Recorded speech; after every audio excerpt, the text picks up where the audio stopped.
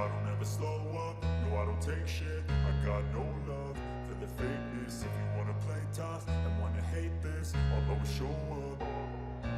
I don't ever slow up, no I don't take shit. I got no love for the fakeness. If you wanna play tough and wanna hate this, I'll always show up and make a statement. I don't ever slow up, no I don't take shit. I got no love for the fakeness. If you wanna play tough and wanna hate this, I'll always show up and make a statement. Everything.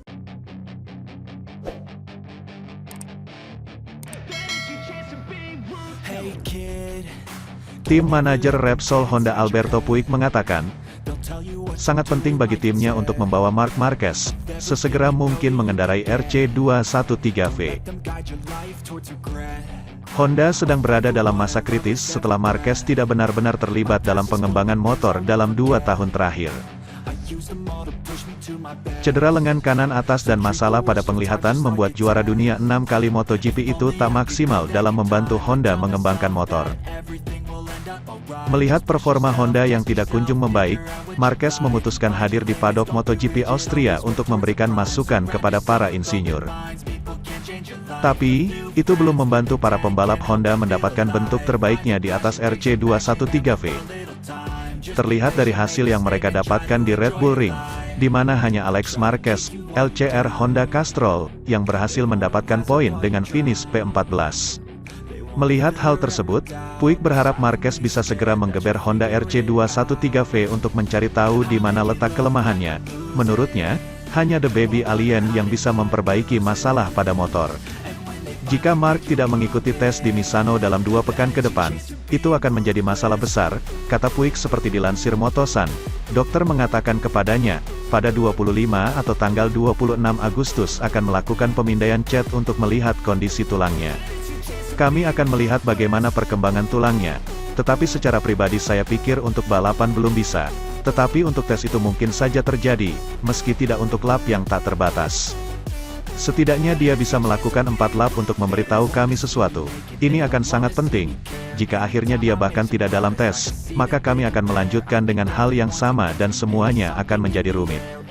Marc Marquez sendiri telah mengatakan sangat ingin turun dalam balapan tahun ini, setidaknya melakoni 1 atau 2 Grand Prix. Namun, Honda tak ingin mengambil risiko dan merasa tes resmi menjadi pilihan yang terbaik.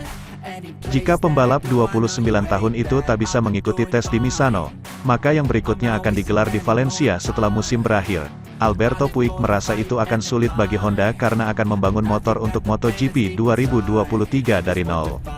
Sementara itu, pembalap Aprilia Racing Alex Espargaro mengakui tak memiliki kecepatan yang diharapkan selama race GP Austria. Ini membuatnya gagal tampil maksimal dan mustahil finish lebih baik dari posisi ke-6. Setelah Grand Prix Austria, gap Alex Espargaro bertambah lebar dengan pemuncak klasemen sementara MotoGP 2022, Fabio Quartararo. Jika sebelumnya mereka berselisih 22 poin, kini menjadi 32 angka. Finish ke-6 sebenarnya terbilang bagus bagi Espargaro mengingat ia harus memulai balapan dari P9, tetapi konsekuensinya, jarak dengan Quartararo melebar dan Francesco Bagnaia semakin mendekat. Di atas kertas, sirkuit Red Bull Ring, tuan rumah GP Austria, sudah diidentifikasikan sebagai trek yang tak terlalu bersahabat untuk Aprilia RSGP, dan itu terbukti selama perlombaan hari Minggu, tanggal 21 Agustus tahun 2022.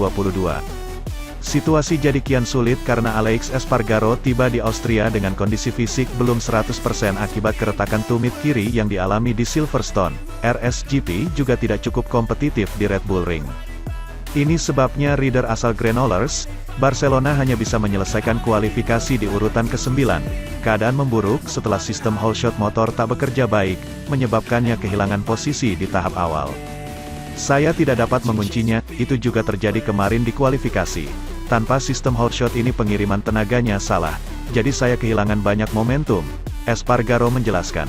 Saya berjuang sangat keras untuk memulihkan posisi sebanyak mungkin di 2 atau 3 lap pertama, tetapi di tahap awal saya benar-benar kehilangan banyak waktu, tambah rider 32 tahun tersebut.